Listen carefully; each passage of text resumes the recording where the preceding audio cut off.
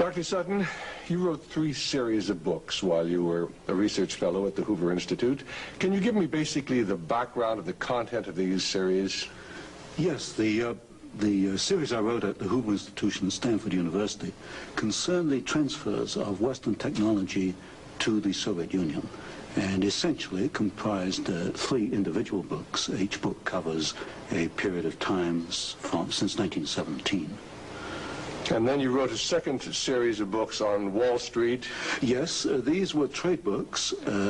In other words, they're not academic books. They're written for the general public. They concerned the build-up of the 3 types of socialism: Bolshevik socialism in Russia, what we might call welfare socialism in the United States, and Hitlerian or National Socialism. And each book examines the financing and the contributions made by Wall Street, by international bankers, to the development of that specific form of socialism. Now, in your research and analysis, and your efforts to bring out the facts about what was going on in our society, did you encounter any effort to discourage you, to prevent you from bringing out the background of America's involvement in the financing of international communism? Yes, very definitely. For example, when I was at the Hoover Institution, in 1972, I went to Miami Beach to give some testimony before the Republican National Committee. And although a congressman had hand-delivered to the wire services this testimony, which was later printed, the wire services refused to transmit it to the newspapers. Then when I got back to the Hoover Institution in California, I was called into the office of the director, and I was told in no uncertain terms not to make any more speeches like that, and that this information should not be made public. This was the information that we were giving the Soviet Union the technology to develop its war potential? Oh yes, at that time we were in Vietnam, and as you know, the Soviets were supplying the North Vietnamese. This was 1972? 1972, yes.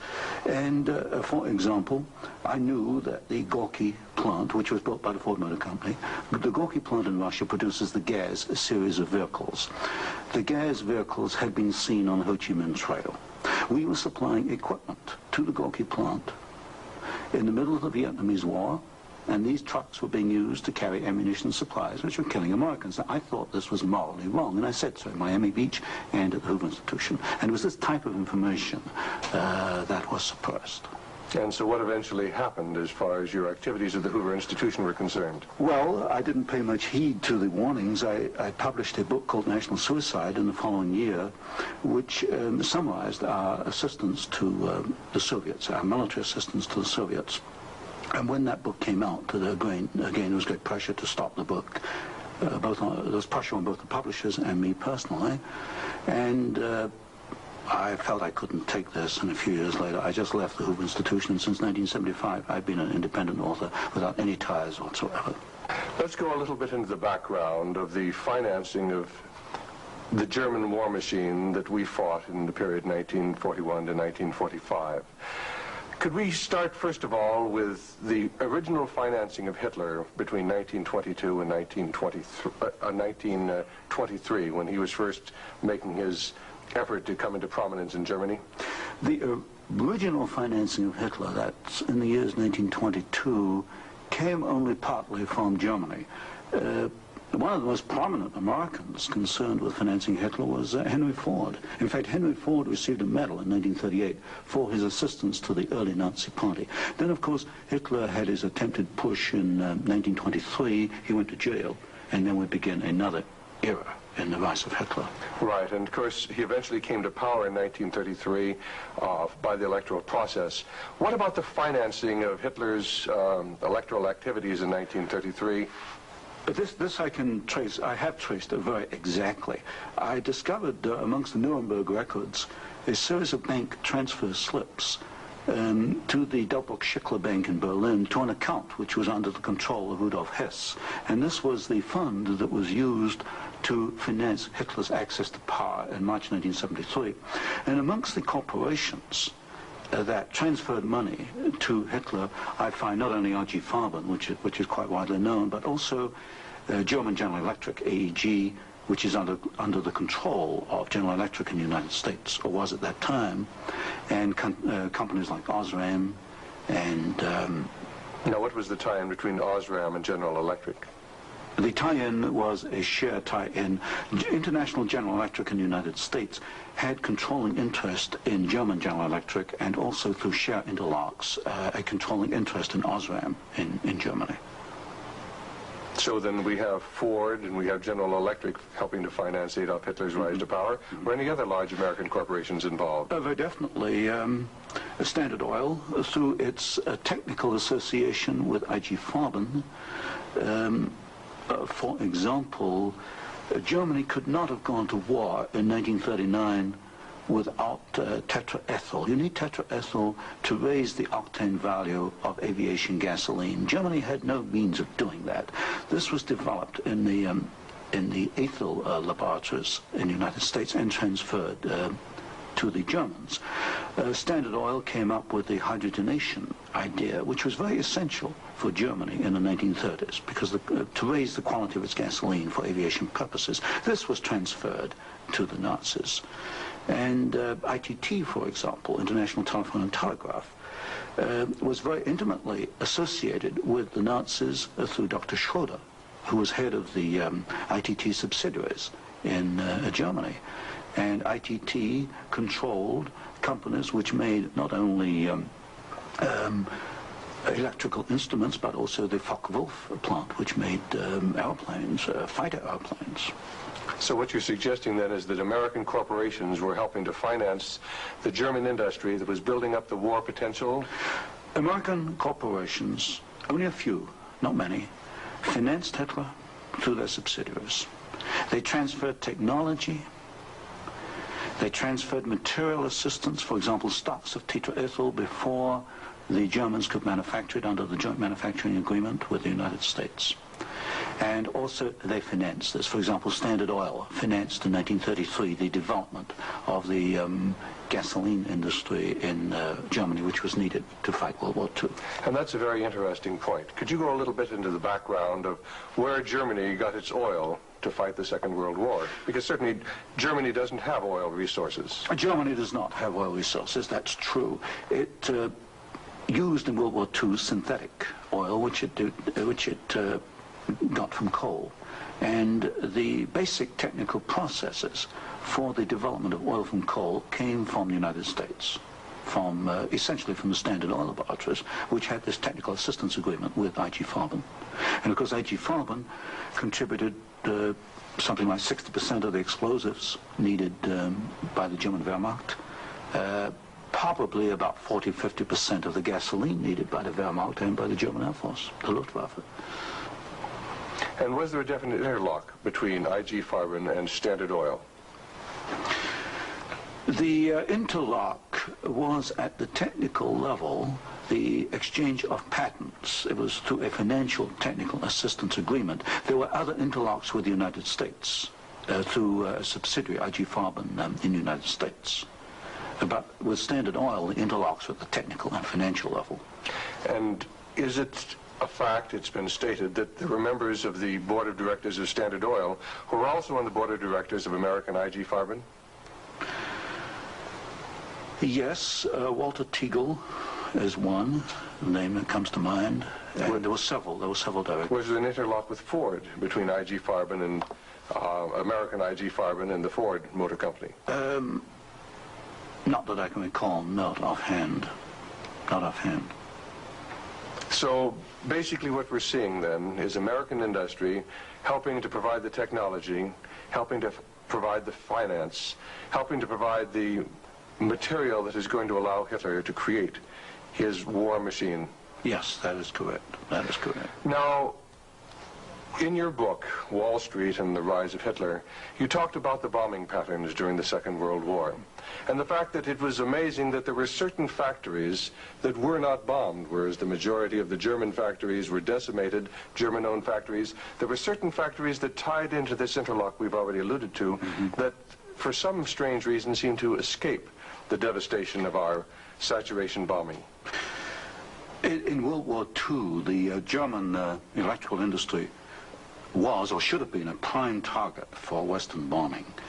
But in practice, the German General Electric plants were not bombed. Of the 10 major plants, not one was bombed, and a half a dozen others had trifling damage, broken windows, that kind of thing.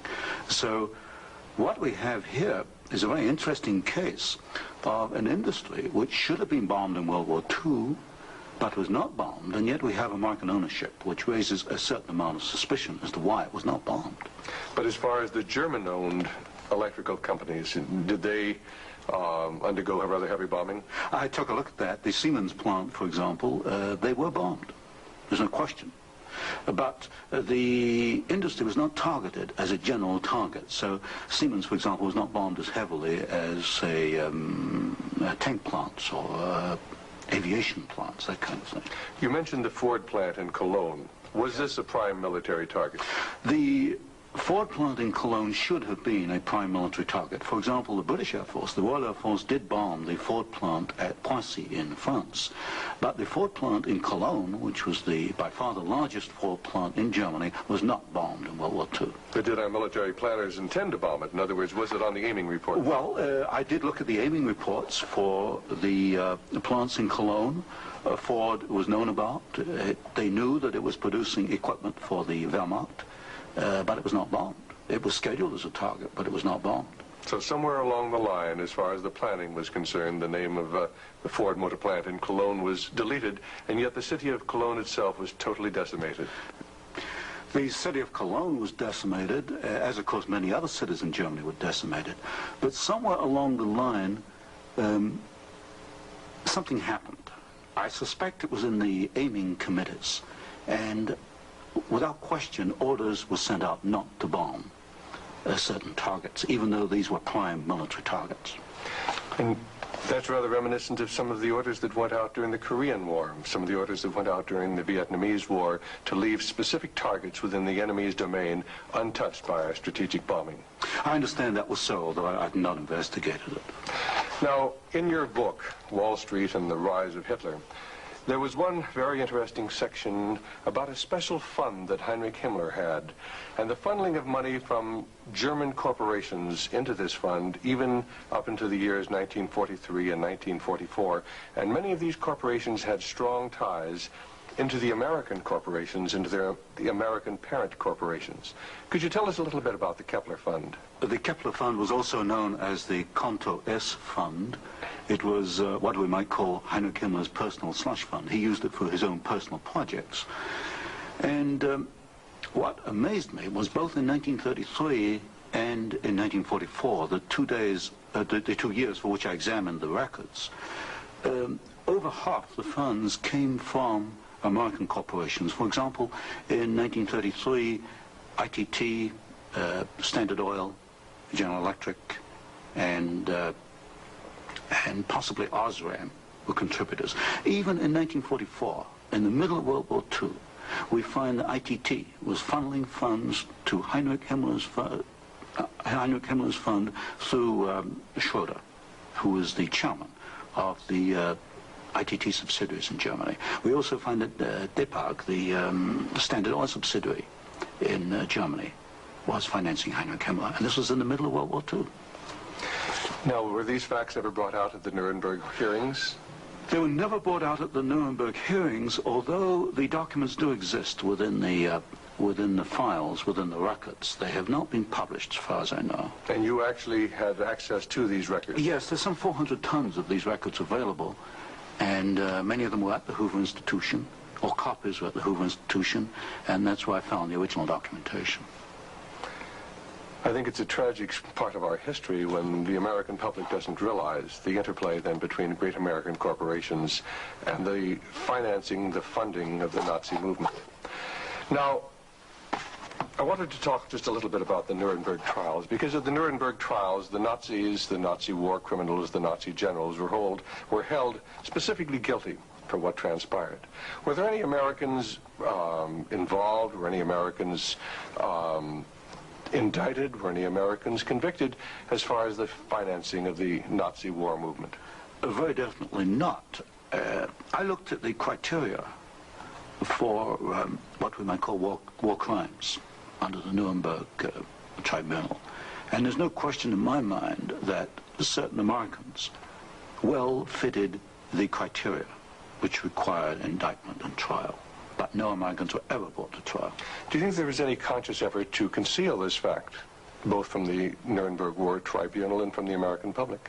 Well, it was a conscious effort in the fact that these businessmen were very prominent in stating in 1946 that they had no knowledge of what Hitler was doing, and yet they were intimately involved with the build-up with Hitler. I suspect that this was not published in the media at the time, although I've not checked that. But certainly the role of American corporations and American businessmen in aiding Hitler has not been published. Now, what about the actual financing? What about the loans from large American banks, from large British banks, to Hitler's government in that period between 1933 and 1939, when Hitler was preparing for war? Well, you've got to go back a little earlier and look at what are known as the Young loans, which were very important because I think they brought about the economic collapse of Germany in 1933. That was the Young plan. This was Owen Young, who was, of course, chairman of General Electric. Here we got a man who actually made the loans as an officer of the United States government, which brought about the collapse of Germany in 1933, enabling Hitler to take over. And then subsequent to 1933, you get a series of loans. A very good one is Standard Oil, which loaned several $1 million, at least, to Germany to build up its aviation gasoline facilities. And there are other examples. Fine. Well, I'd like to get a little bit into the background of the financing of Bolshevism, because I think this is vitally important. And we can go back to the period after the Second Revolution, which was in October and November of 1917. The initial financing of Lenin's movement, how did it tie into the American corporations? Was there any American involvement in that period between 1917 and 1918, when Bolshevism was just beginning to get a foothold in Russia? Yes, there were several incidents. The most important is one involving Colonel William Boyce Thompson, who was the largest shareholder in the Chase Bank, which of course today is Chase Manhattan Bank. And I published in one of my books a copy of a cablegram which transferred funds from New York to Petrograd in December 1917, $1 million to be precise.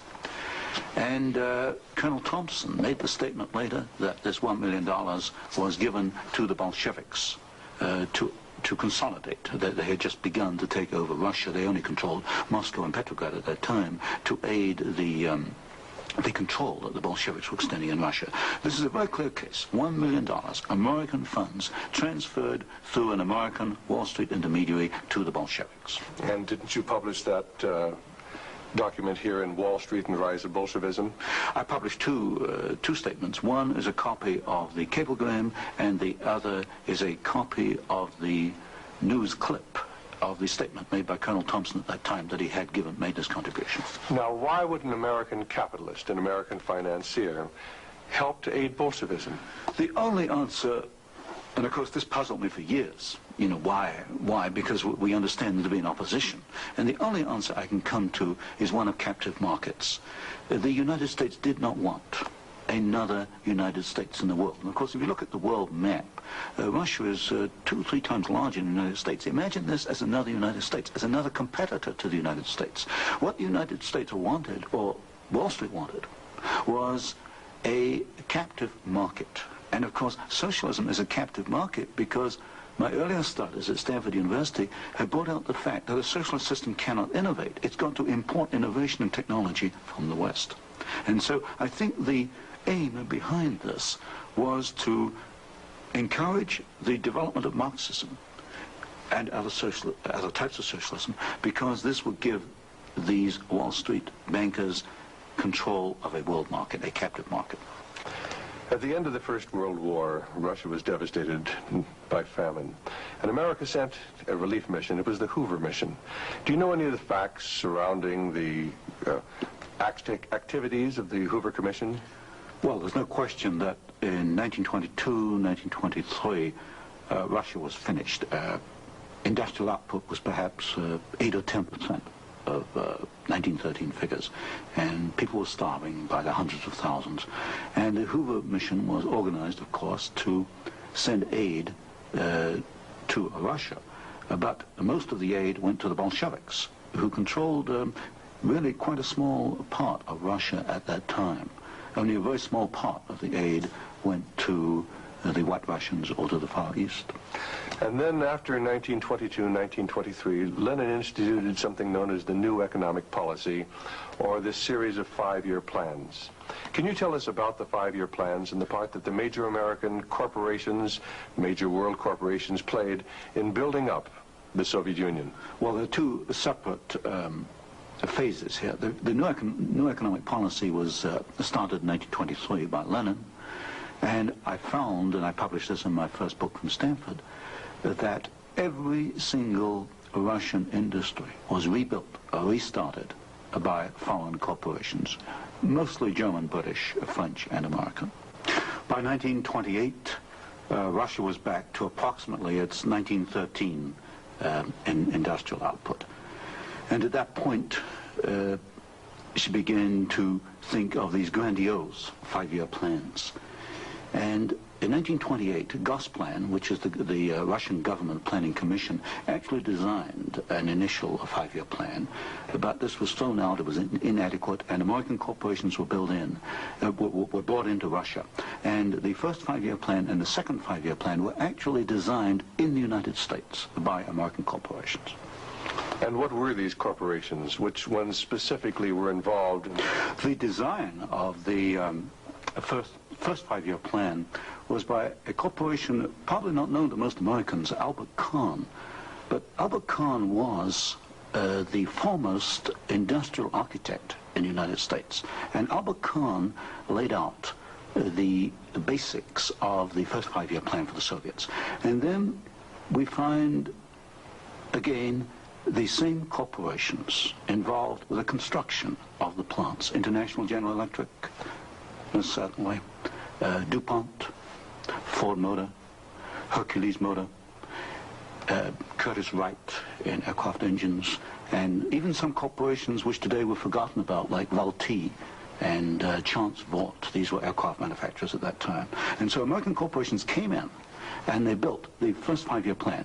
But what was important, the Soviets then copied these plans, and this accounts for the tremendous Russian output.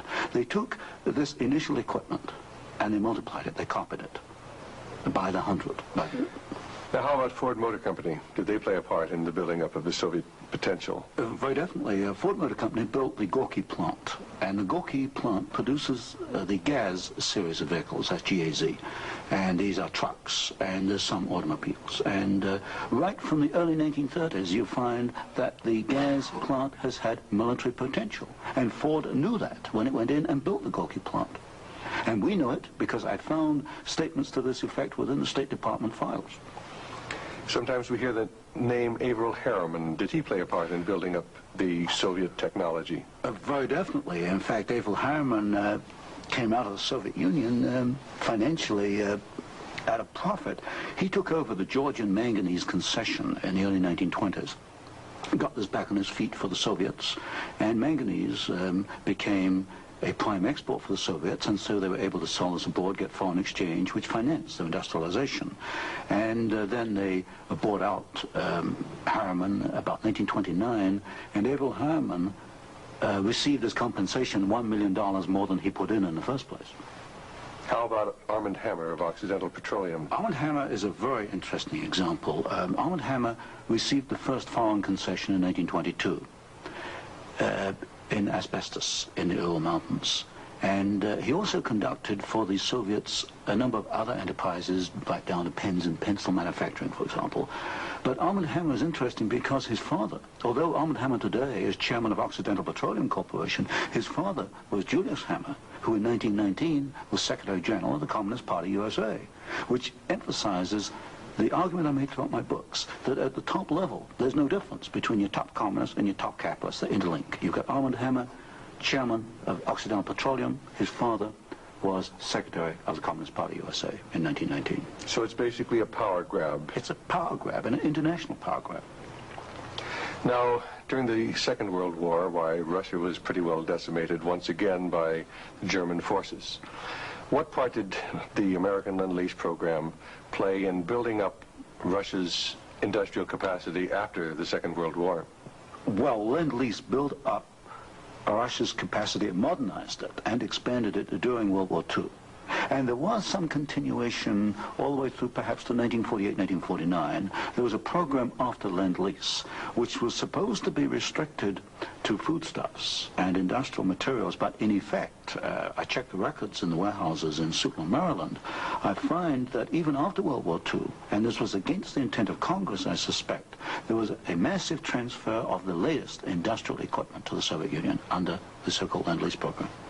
Now, in 1948, there was a fascinating book came out by Major Racy Jordan, in which he talked about American aid to the communists as far as their ability to build nuclear weapons. Did you ever have an opportunity of verifying the facts that we had given them the heavy water, we'd given them the wherewithal to build their atomic weapons? Well, as part of the work I was doing at Stanford, I did investigate the shipping documents for Lend-Lease, and I took a sample of these documents and I checked them against Major Jordan.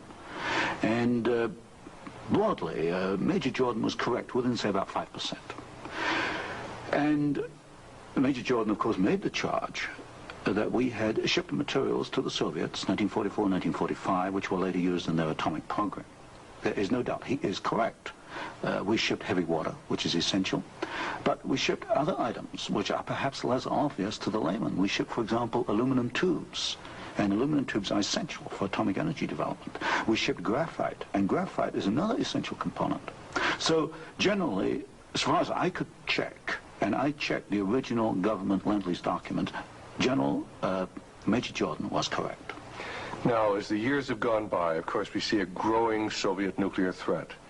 The Soviets now have MIRV missiles. Mm-hmm. Can you give a little of the background on how the Soviet Union, which really didn't have the technology to develop those MIRV missiles that threaten our cities today, how were they able to develop the MIRV capacity? Well, you've got to go back and look at how the Russians were able to develop a rocket, space technology anyway. What they did after World War II was American forces were held back for a while the Soviets occupied East Germany. They stripped East Germany. They took back the latest of the V-2 rocket technology from Peenemünde and other places. And the V-2 became the basis of the Russian space technology. Now, if you skip the intervening years, you will find when you come to the early 1970s that the Russians did not have the capability to MIRV their missiles. And in particular, they lacked the ability to produce the very precision, micro-miniature ball bearings that are needed for the control systems. There was only one company in the world, Bryant, Chuck and Grinder, which could make the machinery which machines the races within which these ball bearings run. And without those races, you just cannot make MIRV missiles in any quantity. You can make one off, but not in quantity. Bryant, Chuck and Grinder was allowed to ship to the Soviet Union 45 of these machines at a time when we only had 33 in the United States. But wasn't there any objection to doing this? I objected at Miami Beach in 1972. Other people objected, but the objections were squashed. And predominantly at fault here is Henry Kissinger and the incoming administration, the incoming Nixon administration. This was known, I'm sure it was known in DOD. If I knew it, then certainly DOD knew it. But the objections were squashed, and there was suppression of the information. And so once again we see America building up the military capacity, the nuclear threat from the Soviet Union. Well, this goes, when you talk about MIRVing of missiles, you're talking about a quantum jump in your military technology. Now, I'm not a military man, but to me, the ability to do that is a massive leap forward, and we enabled them to do it, and we did it knowingly and deliberately. During the Vietnamese War, the Soviet Union and the Eastern European satellites were the primary suppliers of war materials to the North Vietnamese who were killing American boys in South Vietnam. Would you comment on our aid and trade with the Soviet Union and with the Eastern European satellites during that period of time? Well, there's no question that the Soviets were the prime suppliers of military equipment and suppliers to the North Vietnamese. Let me give you an example. the American pilots, as they flew over the Ho Chi Minh Trail, described the trucks that they were seeing as American trucks. Well, they were American trucks because they came from the Gorky plant, and Gorky was built by Henry Ford. And so you have the situation where we were, in effect, supplying both sides in the Vietnamese War. But the trucks were being built by the Soviet Union. However, were they getting any materials from the United States to help build those trucks? Yes, in the early 1970s, I know specifically of shipments of equipment into the Gorky plant while the war was going on, which in effect were aiding the Soviets to build more trucks to be used by the North Vietnamese. How about loans? Was America extending loans to the Soviet Union during this period when they were the primary financiers of the North Vietnamese? Yes. Beginning about 1970, there was a massive grant of loans to the Soviet Union. I'd say by about 1976, it must have totaled perhaps $40 billion outstanding. And so this, of course, these loans were used to enable the Soviet Union to purchase industrial equipment in the United States, and this industrial equipment was used to manufacture, in part, military supplies which were used against us in Vietnam. How about Russian shipping that was being used to ferry supplies to North Vietnam? Shipping is a very interesting example because the Soviets published a shipping register, about 6,000 ships, and I analyzed every one of these ships, both the origin of the technology of the ship itself, the hull, and the engine. Most of them are marine diesel engines. And I find that 60% of the Soviet merchant marine, which of course has military usefulness, 60% was built aboard. Only 40% in the Soviet Union, and that largely to Western design. But when you come to marine diesel engines, you find something really fascinating. You find that 80% of the marine diesel engines in Soviet merchant ships are Western engines, Burmeister & Wain of Copenhagen, Sulzer of Switzerland, Fiat of Italy, because that name has come up before. But the other 20% of marine diesel engines built in the Soviet Union are built to Western design under technical assistance contracts from Sulzer and Burmeister & Wain. So in effect, there could be no Soviet merchant marine without assistance from the West. How about the building of the Kama River plant? Kama River was built in the late 1960s, early 1970s. The basic design contract was let to the Italian firm of Fiat. Giovanni Agnelli is the chairman of the board. And this is important because Agnelli is tied in with Chase Manhattan Bank. He's on the International Advisory Committee of Chase Manhattan. What caught my attention was that Fiat does not manufacture automobile manufacturing equipment. All the Fiat plants in Italy contain American equipment.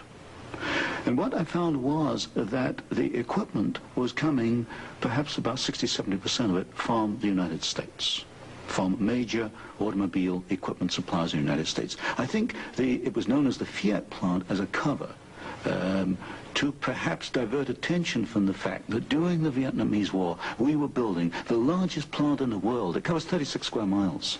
We were building for the Soviets, with American equipment, the largest plant in the world. And so it was called the Italian Fiat plant, and I think this was a blind. And so they were building their trucks and armored personnel carriers and other things that could be used then for warfare in South Vietnam? We knew that the Kama plant had military potential. In 1972, I wrote it in National Suicide. I said as much in Miami Beach in 1972. This plant has military potential. It can produce military vehicles. We knew it. And of course today in Afghanistan we find that the Kama vehicles that are there in Afghanistan today from the Kama plant built by American and Italian companies.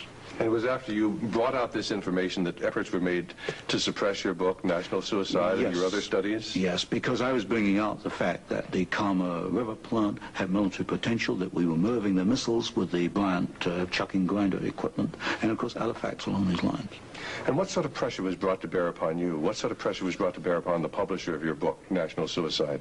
There was pressure on the publisher to prevent publication, to stop publication. He refused to do so. There's pressure brought upon me first to withdraw the book, and then a rather deceitful sort of pressure. It was claimed at the Hoover Institution that I had plagiarized Volume 3 of my Western Technology series, which was being published by Stanford University. Well, firstly, I challenged them to point out the plagiarization, and nobody could find even 2 sentences that matched up. But then I pointed out that I cannot plagiarize my own work. I hold the copyright on both books, and nowhere in the world can I plagiarize myself. That's a logical impossibility. And then gradually it built up over the following years that my research was perhaps going a little out of what was perhaps required, or welcome would be a better word, and it should be confined within more narrow boundaries. And at that point in 1975 I left the Hoover Institution, and since then I've become an independent author, and I can publish what I want to publish. Do you know of any other instances where efforts were made to suppress publication of books through the Hoover Institute? I know one example, one I was personally aware of, and that was Julius Epstein's book on Operation Keelhaul, which is a very important book on the treatment of Russian prisoners of war in Germany after World War II. This book was in manuscript for several years, and he was not allowed to publish it. I heard that firsthand from Julius. Right, and eventually it was, of course, brought out. It was at a later point. Now, another example I can give is my own Western Technology series. The 3rd volume of that was held in galleys for 1 year. Now, it costs a lot of money to hold a book in galleys, because when a book is in galleys, you want to get it out on the market to start recouping your investment. That book was held in galleys for 1 year because it was not politically wise or acceptable to publish it at that time, even though it was an academic book. Now, you've done some fascinating studies on the Trilateral Commission. Can you tell us about the Trilateral Commission? The Trilateral Commission is a private organization founded by David Rockefeller in 1973. It was essentially financed by Rockefeller and some of the foundations, Kettering Foundation, Danforth Foundation, Ford Foundation. Ford Foundation was a very major contributor.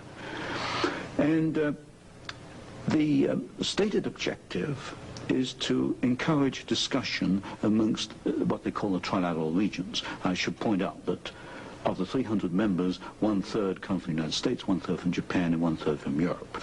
But in effect, I find that the actions of the Trilateral Commission are very much self-interested on the part of the international banking community in New York.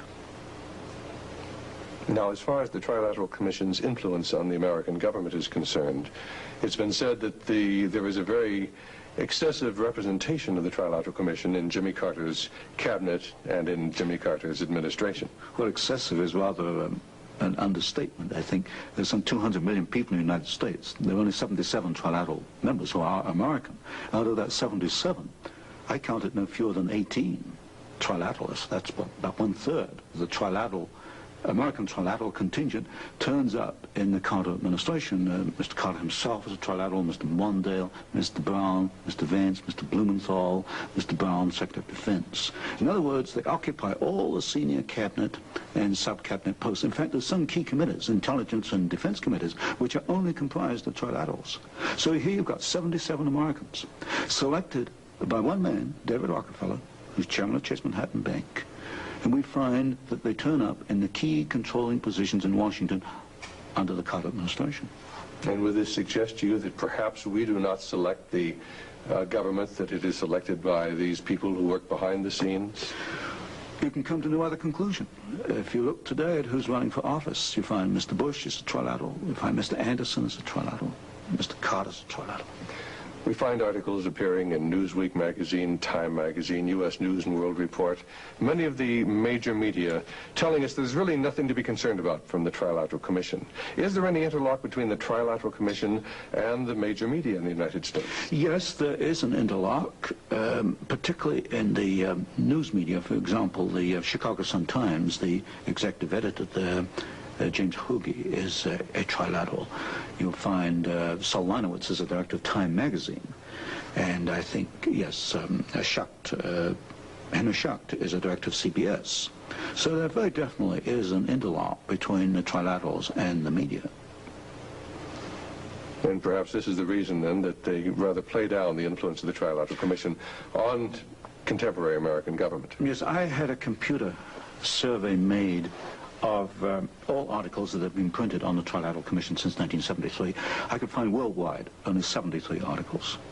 Now, what's the relationship between the Trilateral Commission and the Council on Foreign Relations? Well, of course, the Council on Foreign Relations is a much older organization founded in 1920.